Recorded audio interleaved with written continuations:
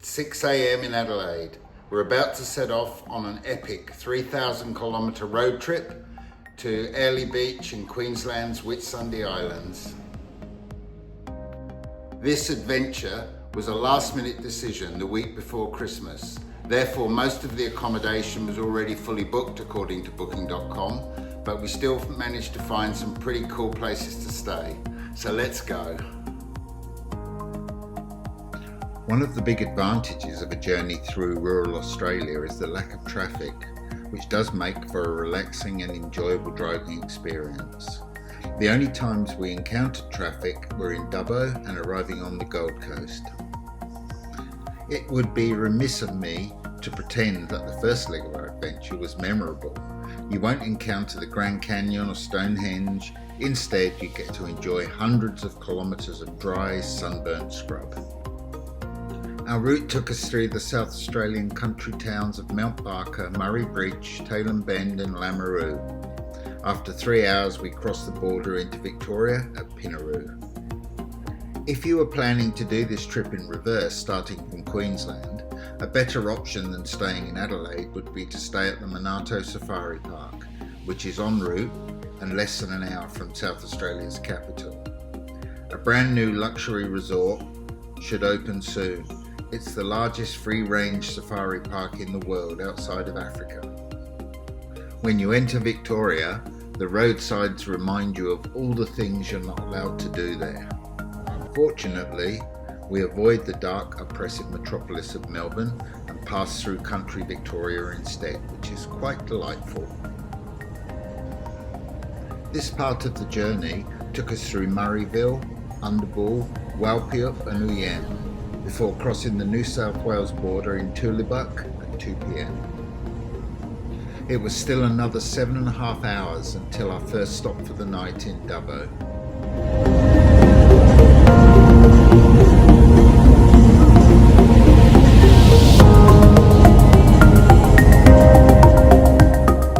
Motorists are treated to some amazing works of art painted on the grain silos at Lameroo, Man Praying, Walpiup, which portrays the story of Harold Thomas Bell in World War I, Whitsunday, the town's agricultural heritage, and the White Tank Hotel mural in West Wyalong, which is a tribute to the gold rush and agricultural history of the region.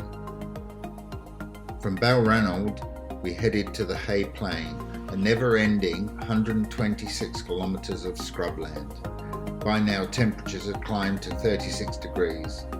The Sturt Highway took us past Whitsunday, then on to the Mid-Western Highway to West Wyalong.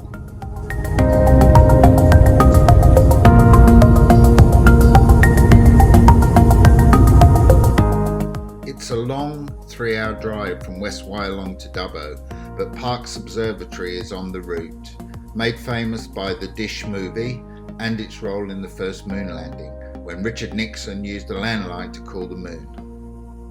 We reached Dubbo at 7:45 p.m. The cross-country motel had a great shower and a comfortable bed, all you can ask for. After dark, we took an evening stroll across the Macquarie River, looking for something to eat, but there weren't many options on Christmas night.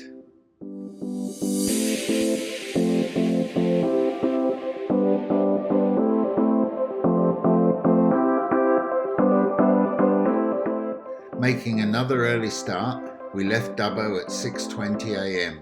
and set off on the 10-hour drive to the Gold Coast. After a brief stop at the Sunflower Farm just outside Dubbo, we journeyed through the rural New South Wales towns of Doonidoo, Coolah, Tamworth, Uralla and Armidale. But this is where our road trip really moved up a gear.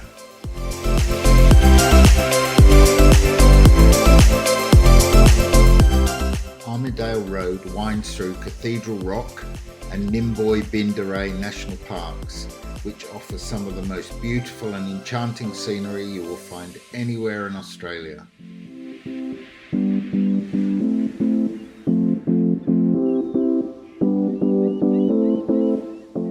It took 17 hours to drive through New South Wales before we entered Queensland at Gold Coast Airport and picked up the M1 Pacific Highway at Tyndale, for the last half-hour drive to Surfers Paradise.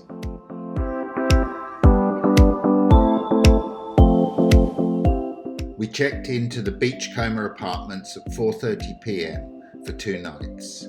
It's a great location and excellent value. However, the touch card security on every door and elevator floor does get really annoying after a couple of days.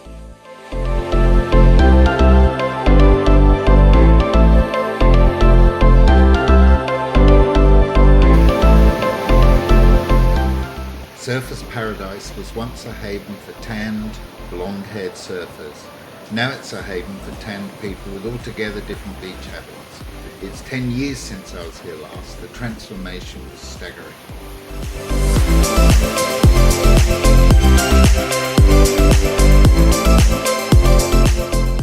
We had breakfast at the Surf Life Saving Club, then enjoyed time on the Gold Coast's beautiful beach.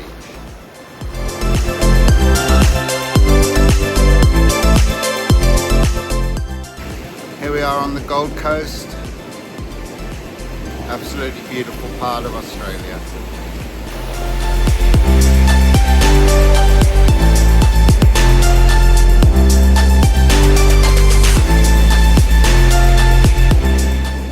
Swimming between the flags was a daunting prospect, penned into a 20-metre area with hundreds of non-Australians, so we returned to the apartment to swim in the pool.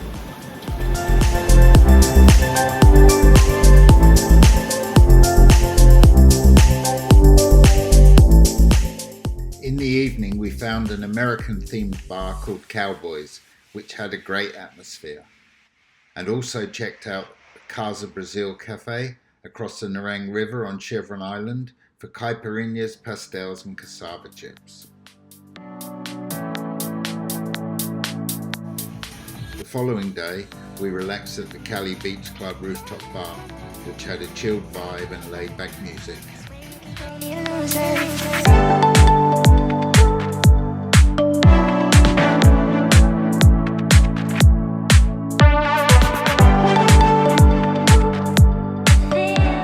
After checking out of the apartment, we headed north for the 1-hour drive to Brisbane's Fortitude Valley.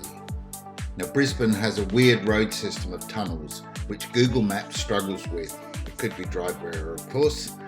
Miss the turn-off and it can take 15 minutes to get back to where you're supposed to be going. The Ridges Fortitude Valley Hotel was excellent. Overnight parking was extra though, and it was about a 15-minute walk to the happening nightlife strip. The highlight for me was the bronze, the drover and his mate sculpture near the hotel, a rare remaining glimpse of Australiana. We dropped into the Ochre Darts Bar on Constant Street, which would have been a pretty cool experience, except they support the central banker's digital prison ahead of their customers by refusing to accept cash.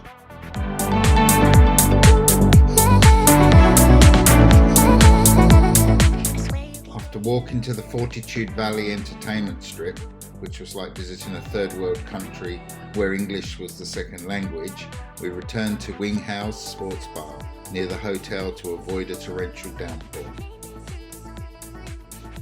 On the return journey, we stayed a night in Brisbane at Ibis Styles on Elizabeth Street. I couldn't believe how dirty this area was. It no longer looked or felt like an Australian city.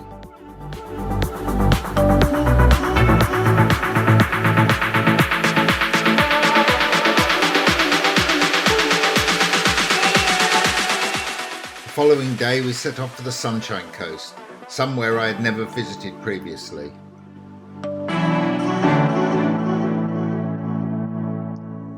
We saw signs for Glasshouse Mountains, so took a detour to explore, and then came across Condalilla National Park and its waterfalls, which were especially beautiful.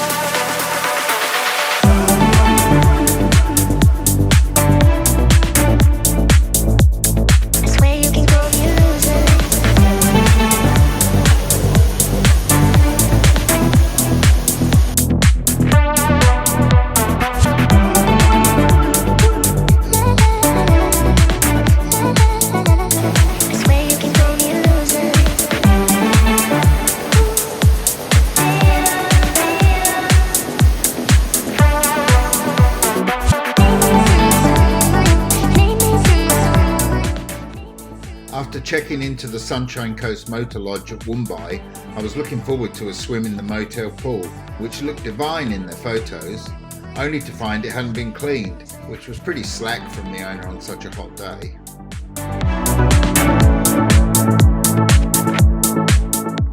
In the afternoon we explored Malulaba, which appeared to be a Brazilian community. There was a big samba party happening on the foreshore, and Portuguese seemed to be the native language. From there we headed to Maroochydore to look around, which still seemed to be an Australian town.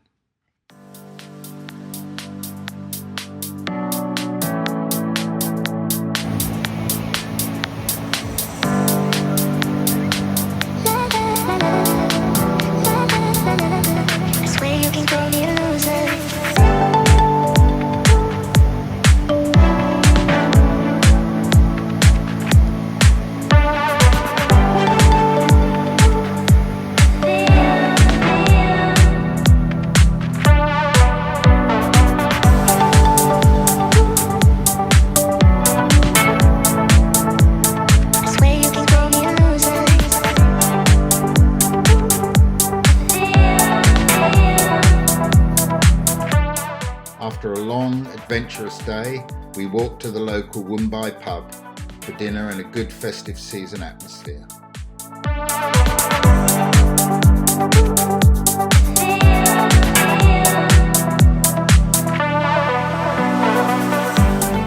We set off at dawn for the final leg of our road trip, the 10-hour drive to Airlie Beach in the Whitsundays. Once you escape from Brisbane, it's a pretty chilled drive. The Bruce Highway takes you through Rockhampton, bypasses Mackay on the Ring Road, and from there it's sugarcane country, which seems to go on forever. Eventually you reach Proserpine, and then shortly after, Airlie Beach. The Coral Sea Resort was a divine sight for weary travellers. It wasn't cheap, but it was a last-minute booking at the busiest time of year, and the resort was excellent quality, well worthy of its 4.5 stars. However, the service didn't match the quality of the resort. We ended up cancelling our food order after asking about it 3 times, repeated with a similar experience at breakfast the following morning. The Irish pub was pumping, as you would expect for the time of year, with live music and a lot of holidaymakers.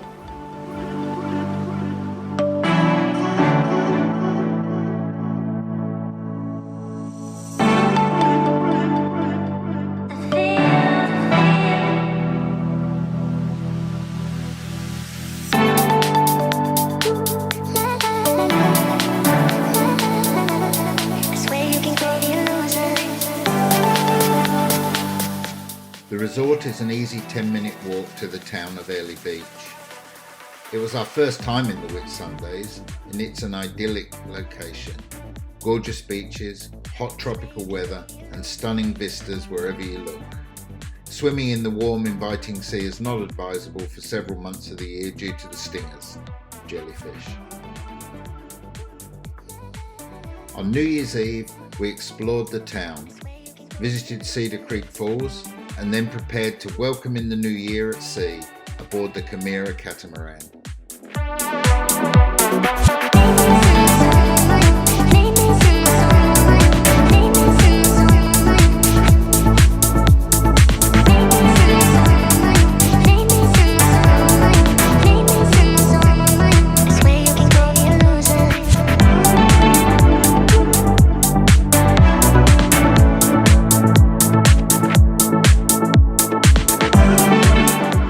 We hope you enjoyed our road trip. Happy New Year!